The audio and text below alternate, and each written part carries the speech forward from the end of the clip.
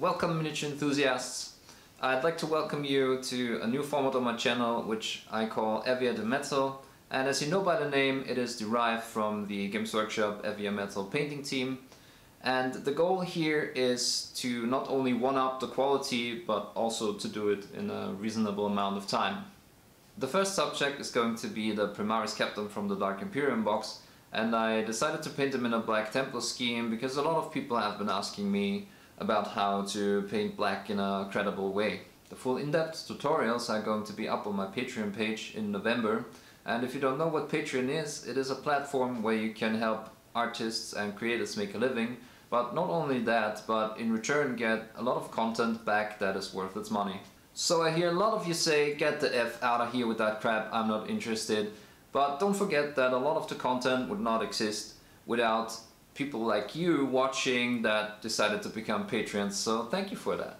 If you're not interested in this at all, don't forget that there's another way to support smaller channels like this one. Hit the like button, leave a comment, it brings more people to the channel and helps with growth. I'm sorry I have to ask you for this, but that's just the way YouTube works and it's the only way to grow in 2017. Thank you so much. Enough talk, show me the painting, let's jump right in. Painting black is a thing that a lot of people dread, and I think the reason for that is mainly because it's hard to blend when starting from black, which is why I do recommend starting from a dark grey and then shade in some black again. It is important to get your light and shadow situation on the armor established. In this case I'm just sketching in all the light and the dark areas, as you can see, and I'm adding more and more white to this mix. Another reason why I think people find black hard is because they are afraid to go very light on their initial highlights.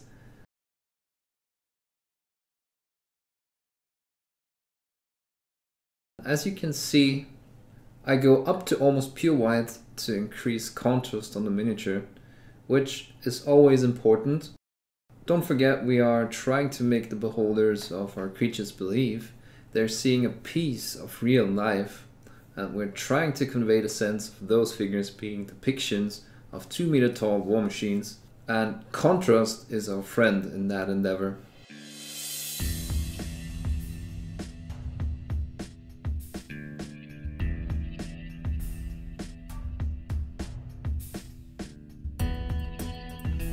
Again, don't be afraid to use white.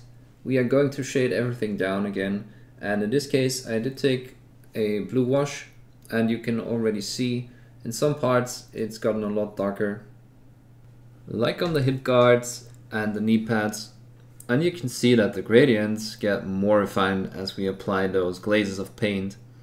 And as we continue to work on them, it's a repetitive process of glazing darker layers on top and bringing back light with glazes of lighter paint. Don't get discouraged. It is a learning process like everything else, but you will get better at it as you try this over and over. There's no way around it.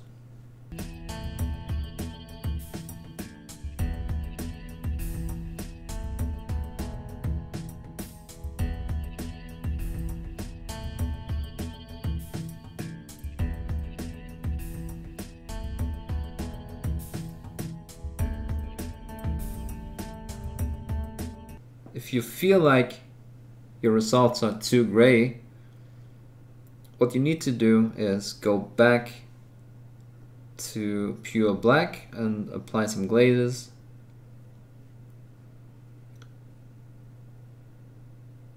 And your shadows should go back to the intensity that you want to.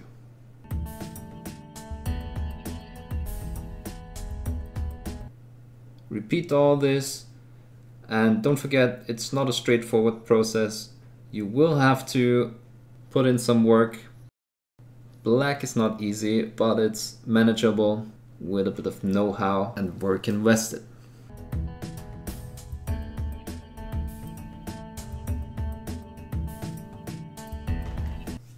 As we fade to a more finished stage, you can see that the black is shining through and it tints the armor in a distinct way, especially as we apply fresh layers of that glaze. And the last steps are to just bring out the contrast again. You really want edges and similar places highlighted up to almost white. Again, contrast is everything in this miniature world, and it's an easy way to make your black shine. Quite literally.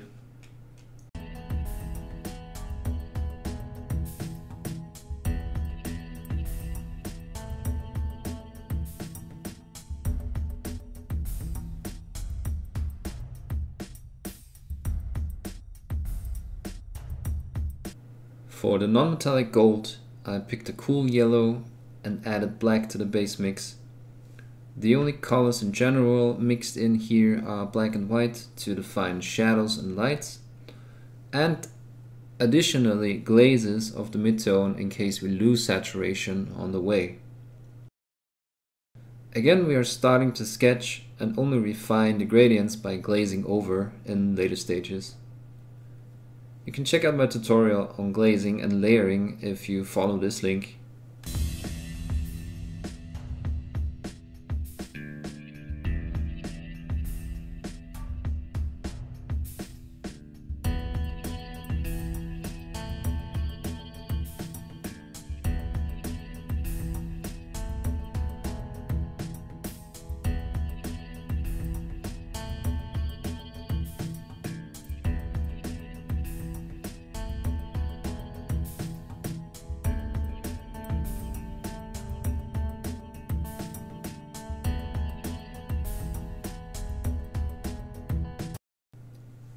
When doing non-metallic metal in general, you do want to intensify light, meaning the reflections, and by also deepening the shadows, we do give the illusion of a metal surface.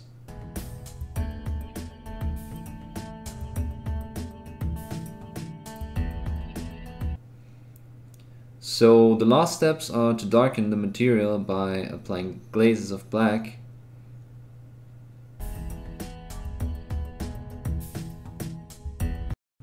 Of course, different shapes need different placements of light, total reflections and dark areas, as you're going to see in this time lapse of a more complicated shape.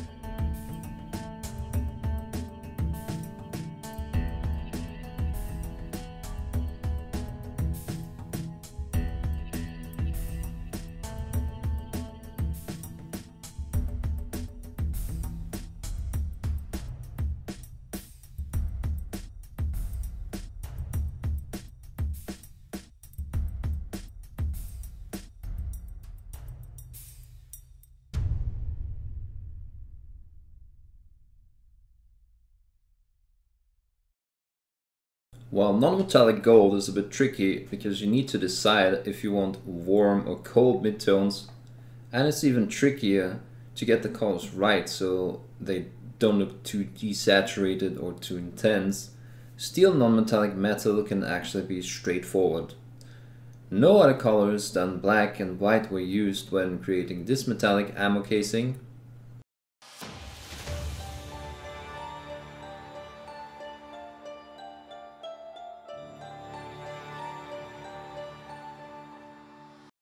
And again, we're establishing light areas, dark areas, and total reflections, and increasing the contrast is imperative to create the illusion of metal.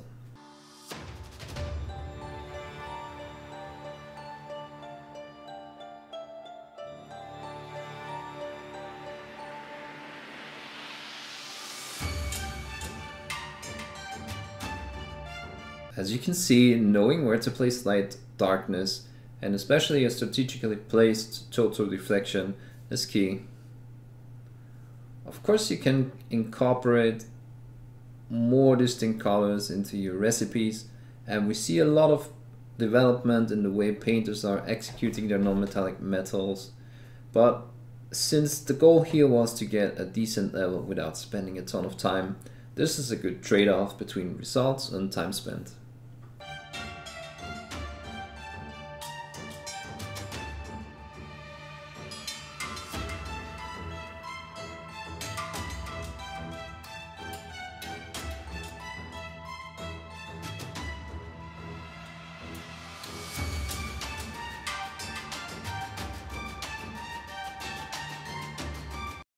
Painting these purity seals is pretty straightforward.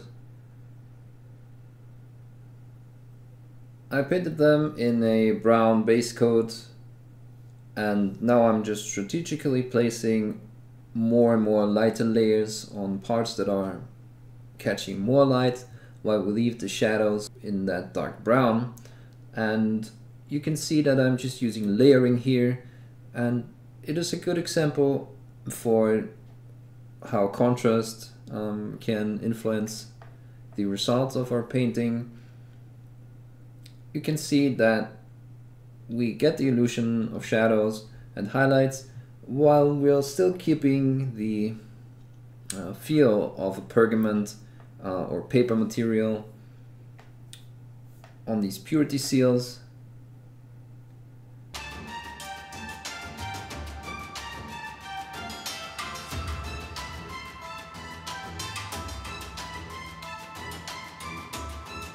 And it's a good example for how imperfect blends can also give the impression of a more rugged material, a roughed up paper in this case, for example.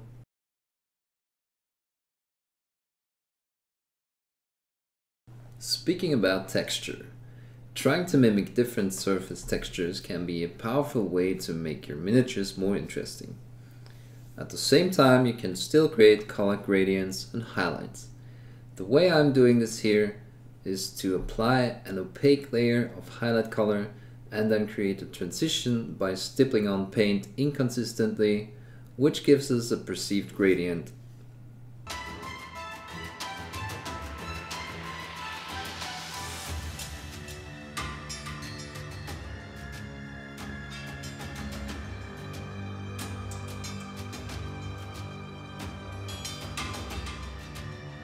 To increase the effect and have a bit more contrast, I'm taking a darker shade and using the same technique I apply it to the areas I want to darken.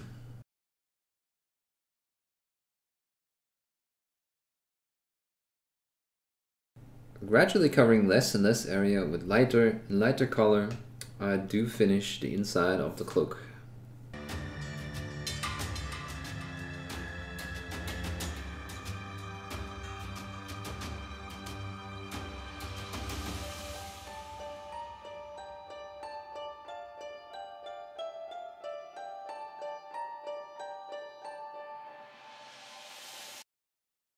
There's multiple ways to do power weapons, but for the sake of not going beyond the scope of finishing this project within a reasonable time frame, and also to stay in tone with the more colorful elements that are already implemented on the miniature, I went for a turquoise tint over a non-metallic metal style sword, which means we have to create two opposite gradients on the two adjacent surfaces of the blade.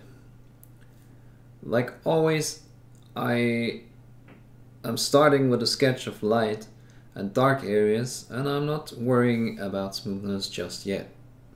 You can see that I'm painting the layers with an inclination of about 45 degrees. That way the gradients look a bit more interesting because it reinforces the effect of darker areas next to light ones as I fade out the saturated turquoise. So by adding more and more lighter color and using the broadside of my brush, I'm framing the areas by applying lighter reflections on the edges.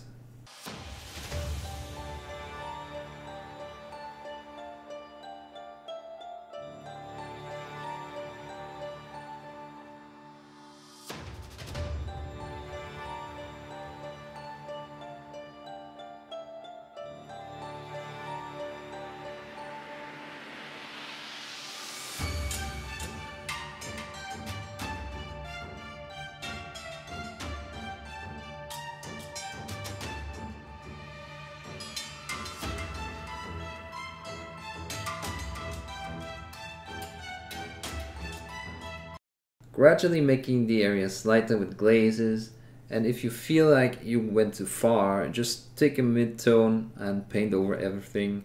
You will retain a gradient because the layer is pretty translucent.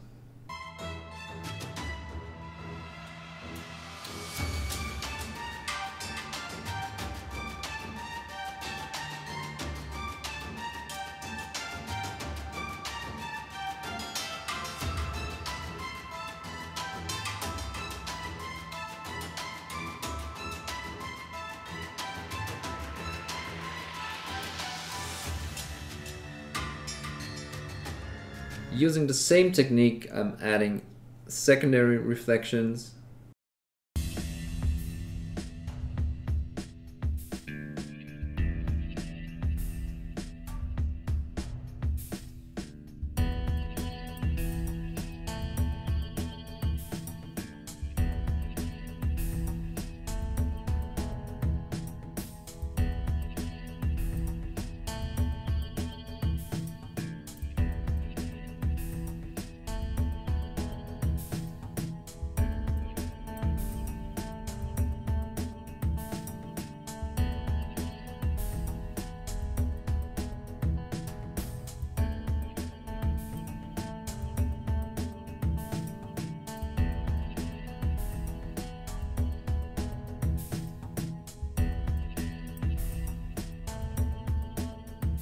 As a last step, I'm applying some really thin glazes of a dark blue to tie everything more together, get a smoother gradient, and darken the shadows just a bit.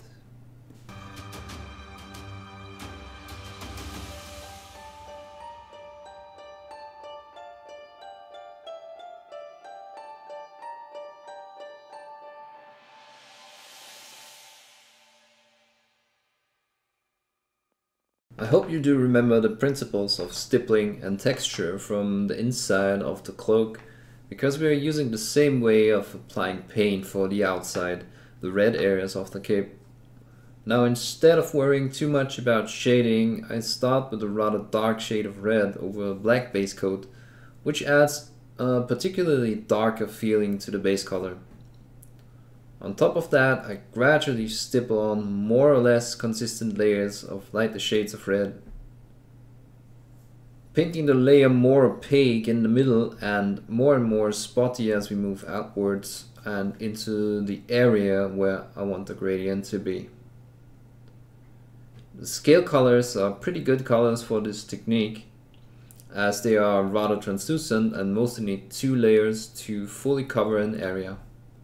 So by selectively applying just 1 layer, 2 or none, we can influence the opaqueness and therefore the lightness of a highlight layer. The last highlights are painted with a darker orange, and as you can see, this lighter color gives a bit of a grayish impression. By that we can avoid having to highlight it with any shade of white, and we don't fall into the pink trap, but still have an interesting finish.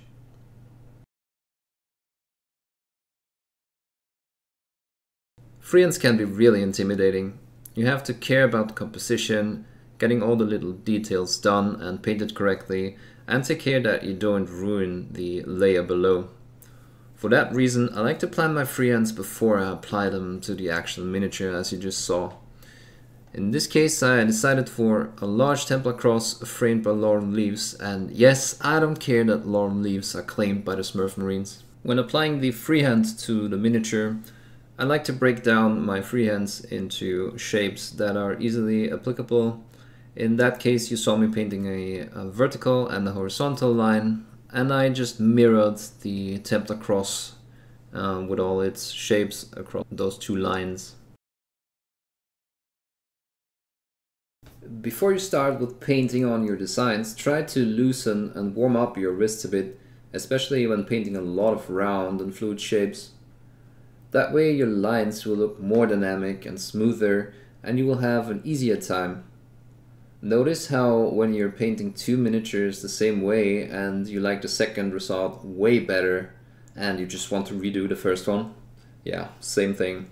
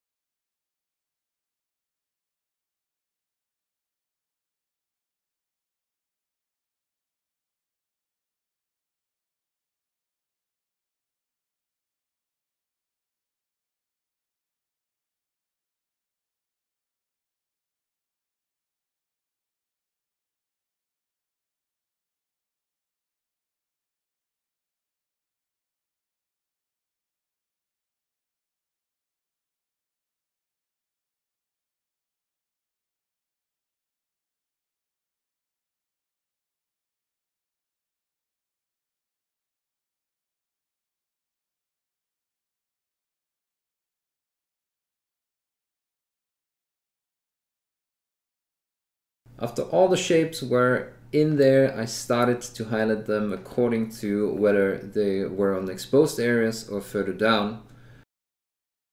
I deliberately stayed away from having to detail my shapes anymore for time reasons. Try to make your freehand stand out. You put a lot of time into it. Exaggerate contrast, use white when you can, make sure that people notice the effort, but also try to keep it reasonable and don't make it overpower the rest of your paint job. Yeah, it's a thin red line. I never said it was easy, did I? Well, actually, it's not that hard. Just be confident and try it.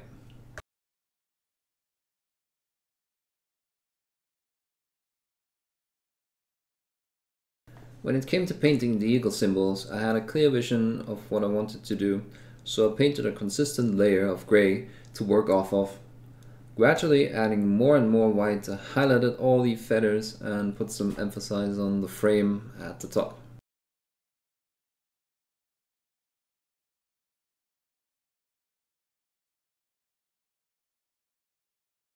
Once I was happy with the intensity of the white, I did apply a shade of brown to darken the recesses. Of course this obscures the white a bit too, and I have to add it back. But this is not a bad thing, because it allows me to add different gradients and shades by applying more white back or less.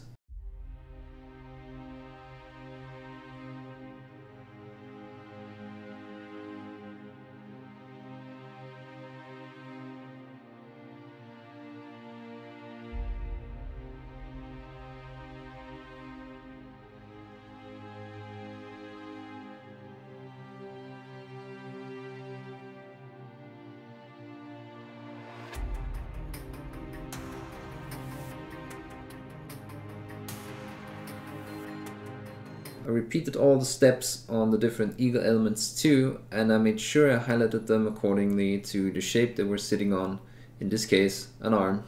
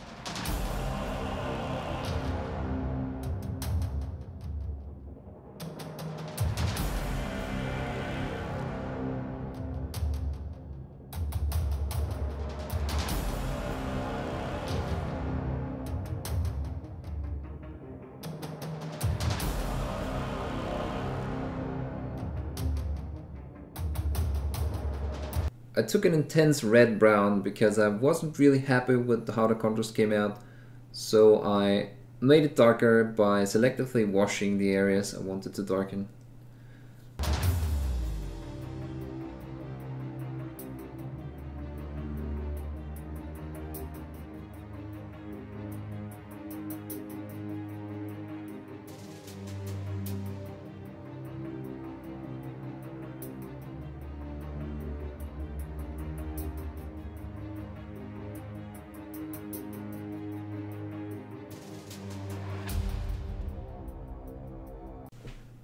I decided to do a special base for the captain, and I started by putting in the rough shapes of the rocks using milliput.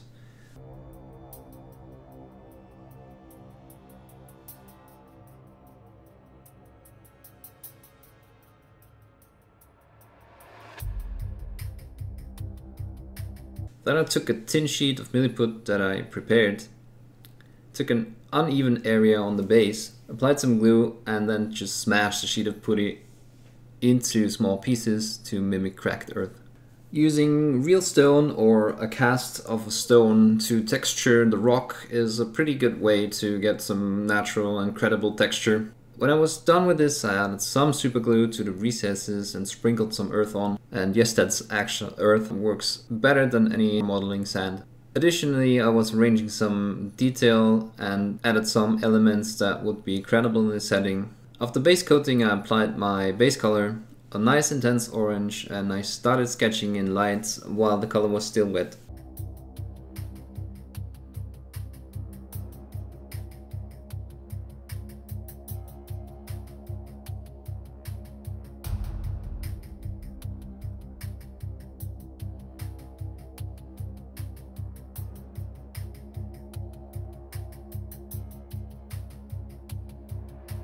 And I made sure to highlight a few details in the stone, which helps adding to the realism.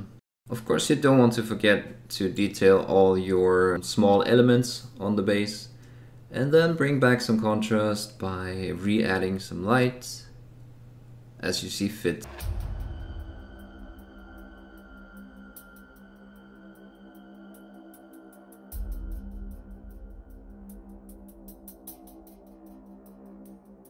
Again, it is important to focus a bit on the details, because that is what's going to make your base stand out and not just look dry brushed.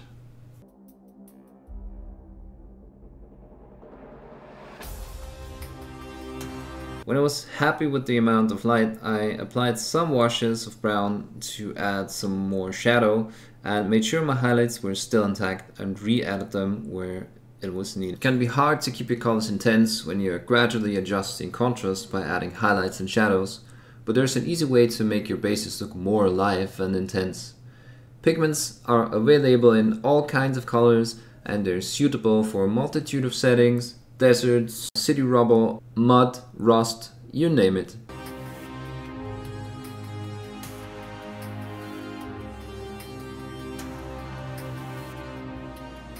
All you need is some pigment fixer to make sure they stick to the base properly.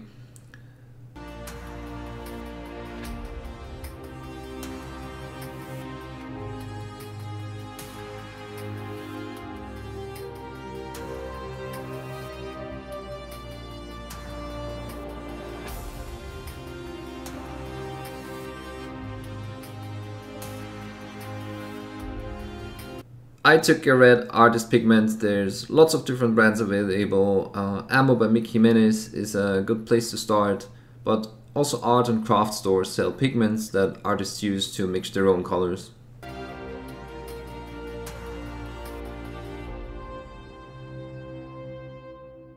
I painted the lenses the old school way of painting gems.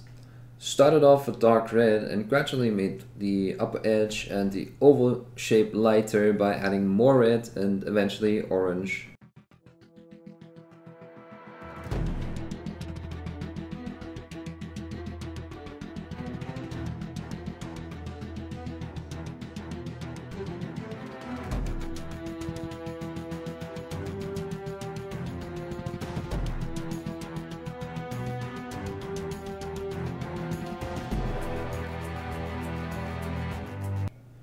Don't forget that we want to simulate the glass sphere and we need a secondary reflection at the bottom.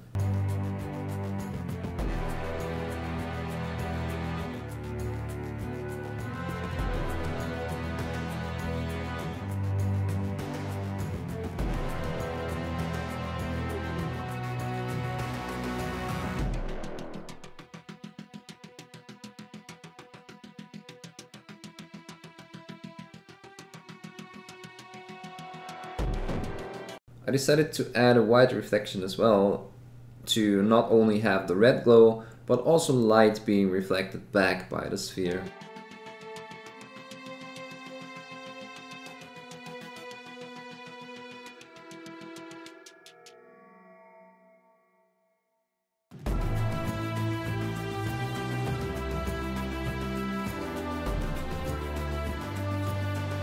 So to polish the whole miniature, I wanted to do a freehand chapter symbol that wasn't too complicated but still adds another interesting little detail to the composition.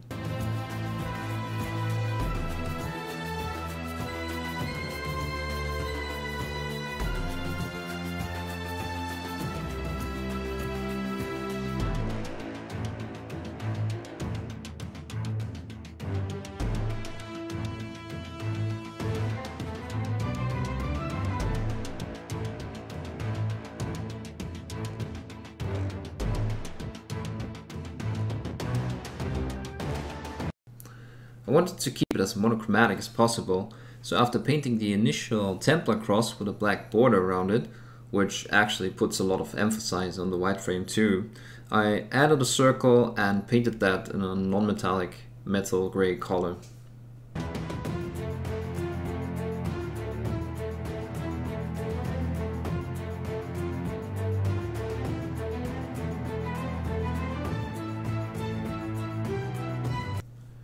Again, make sure that you keep the colors intense and revisit some areas that got desaturated in your initial process of doing the layout of the freehand.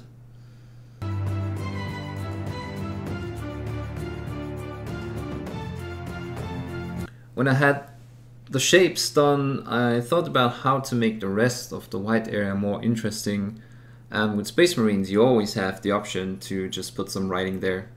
And I simulated that by scribbling on lines, first in a circle around the icon, and then all over the white area. The last thing I did was to paint on a skull, because everybody knows skulls are hip and fancy and need to go on a shoulder pad. Yo. So I outlined the shape of the skull with a strong beige color, so I could start off a solid base coat. Next we want to paint in the landmark features such as eye sockets and the opening of the nose, and gradually highlighting the beige with white gives us the illusion of depth in the freehand.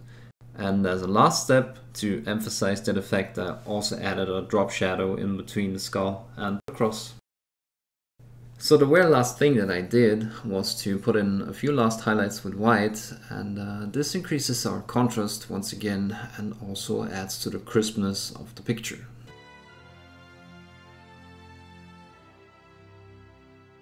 Thanks for watching. Don't forget to hit that like button and don't forget to leave a comment. Also remember that all these tutorials are going to be up on my Patreon in November, and these guys on the left have decided to get my video and PDF tutorials on Patreon already, so I want to say thank you. I couldn't do this without you.